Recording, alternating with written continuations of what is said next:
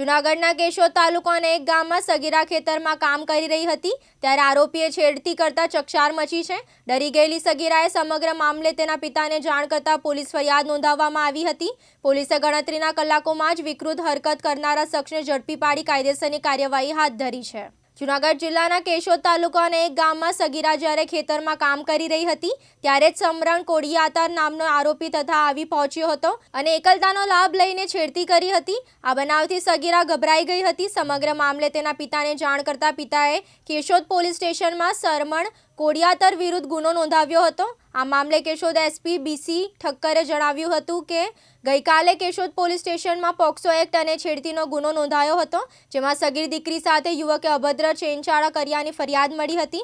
અમને ફરિયાદ મળતાની સાથે જ ગુનાની ગંભીરતાને ધ્યાને લઈને પોલીસે ગણતરીની મિનિટોમાં જ આરોપી સરમણ કોડિયાતરને ઝડપી પાડ્યો હતો। પોલીસે આરોપીની ધરપકડ કરીને તેની વિરુદ્ધ કાયદેસરની કાર્યવાહી શરૂ કરી છે અને સમગ્ર મામલે વધુ ઊંડાણપૂર્વક તપાસ હાથ ધરી છે, જેથી આરોપીને કડક સજા મળે અને સમાજમાં દાખલો બેસે।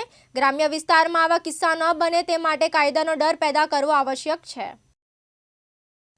ગત રોજ કેશોદ પોલીસ સ્ટેશન ખાતે એક છેડતી વિથ પોક્સોનો બનાવ બનેલ, જે અનુસંધાને ભોગ બનનારના પિતાશ્રીએ કેશોદ પોલીસ સ્ટેશન ખાતે ફરિયાદ કરતા આ કામના આરોપી સરવણભાઈ બાવનભાઈ કોડિયાતર રહે પીપળી ગામ ધાર કે જો પોતાના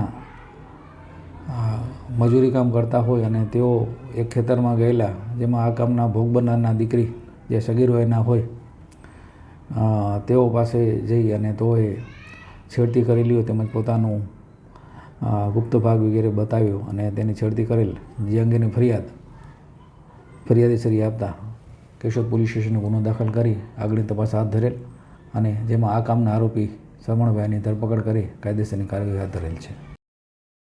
પ્રકાશ દવે સાથે યજ્ઞેશ ભટ્ટ, દિવ્યાંગ ન્યૂઝ, જૂનાગઢ।